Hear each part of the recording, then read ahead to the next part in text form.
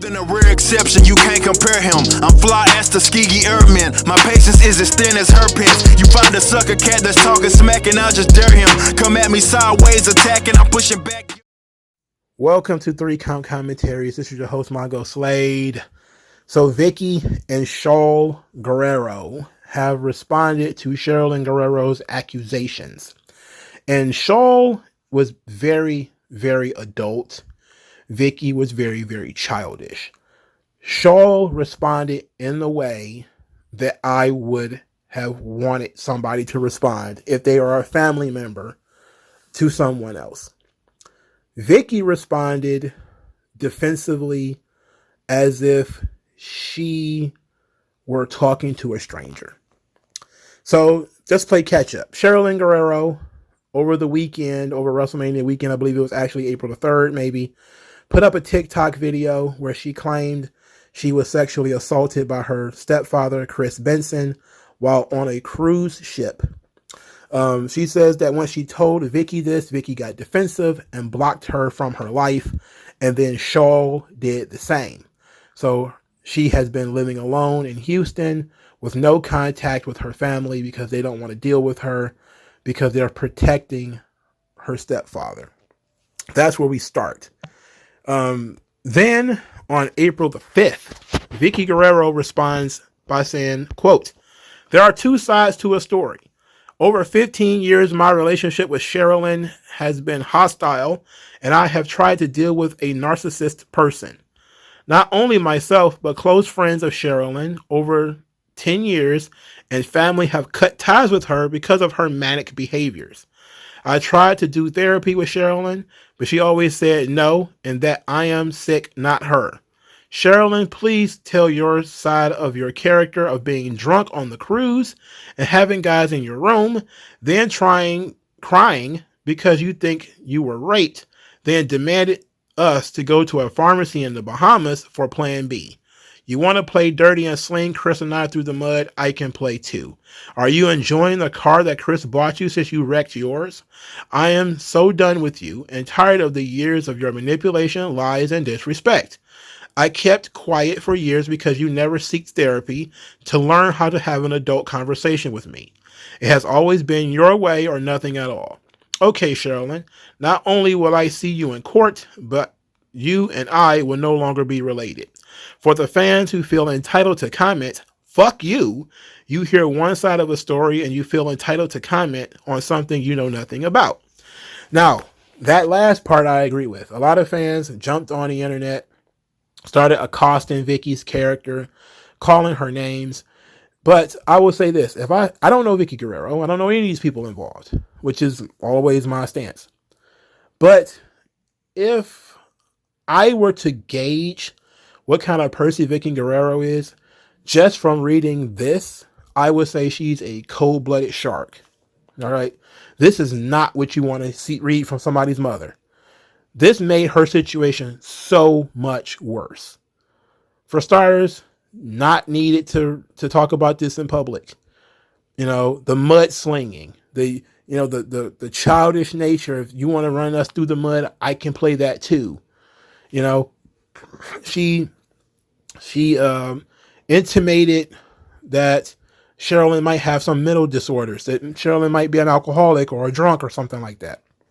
Just a lot of different types of name calling and attacks that really don't do much in the way of being motherly.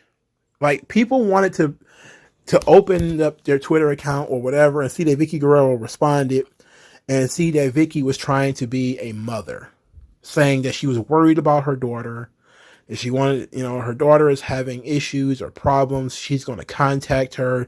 Don't worry about Shaul. I'm on it. I'm going to fix it. I'm going to see what's going on. I'm going to pray for her, pray for us, But then, of course, Chavo threw logs on the fire. I support my cousin Shaul or something like that, he said. It made the situation so much worse.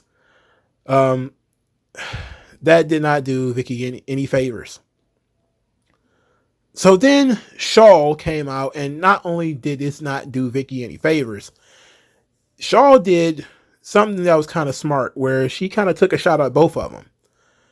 But the big story is that she actually confirmed what happened to Sherilyn. So she says, quote, this is from her Instagram, I think. She says, I am deeply saddened at the state of my family has been in for years. What my sister stated happened on the cruise was true. She did get sexually assaulted by my stepfather. Sexual assault is never okay, and she has every right to talk about it. Was it rape? No.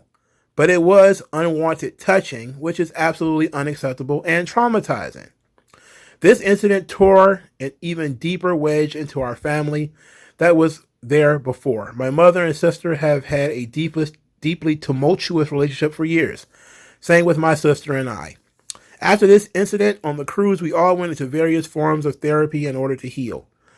My sister has led the public to believe we abandoned her after the sexual assault, which is not true. The family went into various forms of therapy, and Mom and Chris helped Sherilyn get on her feet again by helping her financially, as they have done for Sherilyn since she was 22. Does this solve the wounds? Absolutely not. But she was not abandoned after this incident. Family or not, I have refused people in my life who do not treat me with respect. I have refused to continue my role in my family where I play peacekeeper, especially when I am states away and can't referee properly. Sherilyn, I will once again offer to do therapy with you so you can sort out our relationship. Mourn has offered the same past years. As we all know, we need a professional to be in the room if we're going to talk to each other. You have never stepped forward to want to mend our relationship or take us up on therapy, despite us saying we will take care of the details and the finances. Sherilyn, what happened to you was not okay. What happened on that cruise tore an even deeper wedge into our family. But the reason why we all don't talk is deep well of tangled hurt and complication that I can barely understand, let alone the fans that think they know our family. I'm so sad that we are dealing with all of this hurt publicly now. I hope the family that is supporting you will hold your hand and give you the support you need. That family does not include me due to the verbal and emotional abuse you have subjected me to over many years. My boundaries matter, just as yours do. And until you agree to meet with a therapist to sort this out, then we will continue to heal separately. I hope you find healing. Amazing. Okay. Shaul Guerrero came out of this thing like an adult. Now, still shouldn't say anything publicly. Probably not the best thing to do. But she's talking to her sister like her sister's an adult. Hey, we tried to do this thing together. You're being difficult. You're resisting. So since you're going to resist, I'm not going to put up with your shit. I'm out of here. Okay? Now, a lot of people who listen to this channel know I work with people who have mental illness. A lot of them are traumatized. A lot of them have problems. Some of them have been sexually assaulted. Some of them have other issues. Now, what Vickie was saying kind of triggered me a little bit. Not just in the coldness of it, but that she was letting some things slip. She's basically saying that Sherilyn has an alcohol problem and probably has bipolar disorder. Now, is that true? Probably not. Is it just that Vickie is mudslinging because Sherilyn said something negative about her so that she had to say something negative back? Probably. But Shaul seems to have a perfect even keel on this, that Sherilyn does definitely have something wrong with her, and that it might be from the sexual assault. But that Vickie is wrong too, because Vickie, of course, still sides with her husband. But Shaul says, I don't mess with Sherilyn, not because of Vickie, but because of how she talks to me, and that goes to show that, hey, something is wrong with Sherilyn. Because now you have two separate people for two separate reasons not talking to her. Right? So it's like Shaul is saying that there's some truth in what Vickie is saying, but there's also truth in what Sherilyn is saying. Sherilyn said that she was sexually assaulted. That is true. Vickie is saying that Sherilyn is out of control and an emotional wreck. That is true. Now, being stuck in the middle of this, I can see why she just don't want to be bothered. I 100% understand why she don't want to be bothered. I wouldn't want to be bothered either. I turned my phone off and literally did anything else. Walked my imaginary dog, or just sat in the sun. I would not want to be bothered with this, let alone argue with these people in public. I would not want any of it disturbing my peace. But I also think that if anybody actually wanted to fix this, Shaul is the one who wants to fix it. She laid her boundaries out. Look, I'm willing to go to therapy with you and help you work through this, but that's my line. You know, we got to do this thing together. You got to meet me halfway on this. If Sherilyn wants to be a knucklehead about it, then so be it. And I can appreciate that. What I can appreciate is Vickie talking about how her husband bought Sherilyn a car. Like, well, no, apparently your husband did inappropriately touch your daughter, and you probably should not be married to that man anymore. But again, I wasn't there. I don't know. Do I believe that it happened? Look, it ain't about whether I believe it or not. You know, I'm a guy commenting on the internet. All I can say is we shouldn't know about any of this stuff. It should have been handled behind closed doors. But since it's not, it's out there and for the world to see. And it makes Vickie look awful. It makes Vickie look awful. Now, I don't know what people's response to Shaul has been. I didn't look. But I'm looking at it and saying it's a reasonable response. I'm an older brother. I know what it's like when, you know, younger brothers have attitudes, they have problems, or whatever the case may be. You separate. You know, that's my brother. That's not my son. You know, I have my own boundaries. I have my own standards, my own values. If you don't meet that, I don't want to be bothered. You know, you're a grown man. Shaul is saying the same thing. Sherilyn is an adult. Yes, some horrible things happen to her, but she still has to be in control of her own behavior. And that's one of the things that I work in a hospital, like I said, that's one of the things that you always want to get people to believe, that even if they do have mental problems, you're still in control of your own behavior, right? Because the moment you give them an excuse to not control their own behavior, you're going to be dealing with some of the worst shit possible. Okay? People have to be in control of their own behavior. You have to still hold people accountable for their behavior. You cannot just say all of a sudden, well, something bad happened to you, or you have an issue going on in your mind or whatever. Therefore, you are completely absolved of any and all wrongdoing for anything that you do in the future or have done in the past. No, it doesn't work that way. You have to hold people accountable for the things that they do, even if they are mentally ill, because that's showing them respect.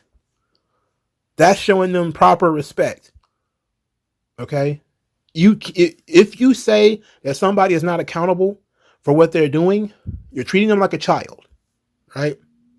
And even children deserve a certain level of respect. That's why you punish them, because you know they know better. You have expectations for them, all right? You set expectations for people and you expect them to at least come close, if not meet, and if not even exceed them. Vickie has fallen far short of my expectations. I expected Vickie Guerrero to at least have some level of warmth towards her daughter. Vickie was more combative than she was more combative than her on-screen character was, which is insane to me. And I get it.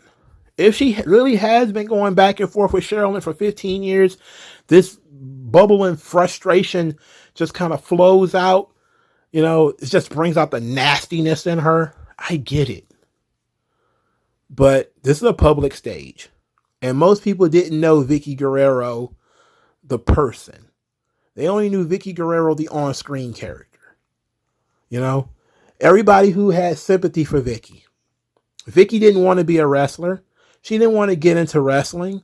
She was perfectly happy being the wife and mom. And then her fucking husband died. And the WWE said, well, shit, we got to give this woman a job. You know, her husband was her breadwinner, and now he's dead. So they put her on TV. They push her on the spotlight. She gets an opportunity to make some money. Now everybody knows who she is.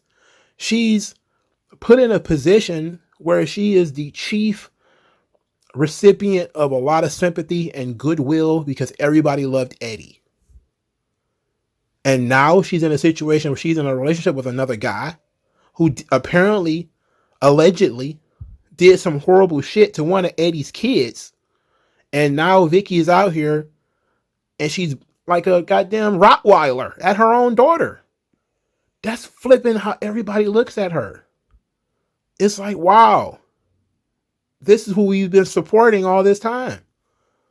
All these many years, we were like, oh man, Vickie might not be the best at anything, but you know, it's okay. She's got to take care of her family, got to take care of her kids. You know, she'll develop as an on-screen character. Now people are like, oh, Vickie sucks. She'll never work in this business again. Now, hopefully that guy's successful and she never will have to, because apparently they ain't getting no divorce. But I am floored at that situation. And I can't imagine, because you have a situation where these people, not only have they been dealing with this issue, but like I said in the previous video, Shaul talked about her own mental health struggles, you know, that stemmed from her father dying. You're talking about, you know, these people have trauma going back to that. You know, this guy was famous and people are constantly reminding them of him. You know, people constantly adding them, posting pictures of him and talking about how much they love him in documentaries and on TV, just constantly reminding them that he's not here anymore. That's tough. That's tough. They're in a tough situation. And you have to take that into account as they bicker at each other, that these people probably haven't got over that hump yet. You know, because how can you? Kids don't get over their parents not being there. There's guys and girls who, you know, I just watched, not to deviate from the subject too much, I saw a short featuring rapper Sugar Free, you know, pimp rapper. He was talking about his mama getting all choked up. And I was like, that dude got mommy issues. No wonder he's a pimp rapper. He got mommy issues. That dude got to be in his 50s. You know, got to be in his 50s. And issues with his mama still choke him up and bother him to this day. Then Shaul is like early 30s. Sherilyn is not even 30. You know? And yes, Eddie's been dead for a long time. But you never really get over it. Especially if you never take the time to slow down and work your way through that. And then work your way through whatever happened to you after that. You know, there's a lot of pain going through these conversations. And there's a lot of anger on Vickie's part. And like I said in the previous video, Vickie was single for 10 years before she got remarried. 10 years. Maybe she dated, but she didn't get married again for 10 years. And now she's married again. And 4 years into her marriage, apparently, this guy stepped over the line with her daughter. You're looking at this situation now where you're like, look, she ain't getting no younger. And her children are adults and have left the house. She wants to sit in there alone and have to start all over again with a new man. Now, most people will be like, yeah, absolutely, I would. It's like, most people can't stand being alone, especially men. I'm not even gonna hold you up. Most guys will bang anything, just not to be alone. And you ask Vickie, she's in this situation. Maybe that's why she acted the way she did, because she don't want to be by herself. She don't want to admit that this happened.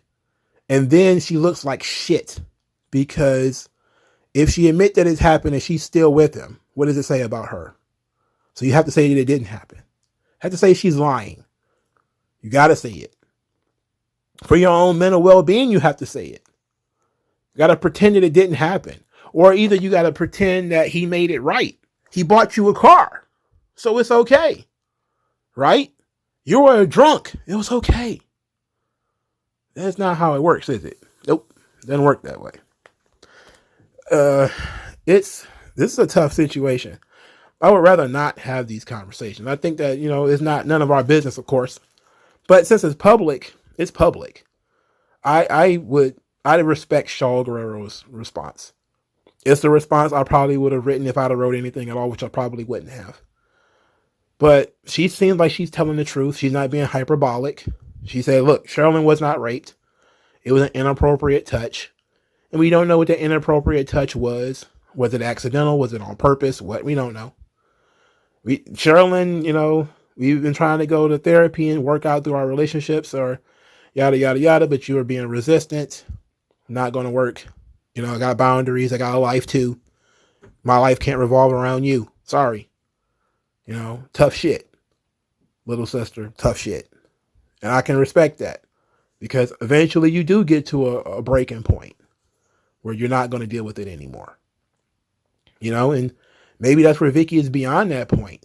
Maybe Shaul is where Vickie was 15 years ago. Vickie's like, I'm tired of this shit now. But still, it didn't make Vickie look good. It made Vickie look awful. She came out of this thing looking absolutely terrible. And I feel sorry for Sherilyn that her mother attacked her in public like that. That wasn't good. It was, especially since Sherilyn just said that, hey, I would have liked to just have a relationship with my mom. I feel like she chose her husband over me. All Vickie had to do was deny it. Just say, look, I never choose a man over my daughter. That's all she had to do. And she couldn't even do that. Again, expectations low as motherfucker. And Vickie missed by a wide margin. That's awful shit, man. That's bad. That's bad shit. And it's bad juju, man. All right. Let me know what you guys think. I'll talk to you guys later. Peace out. MagMongoSlade. Best house I ever drew, daddy.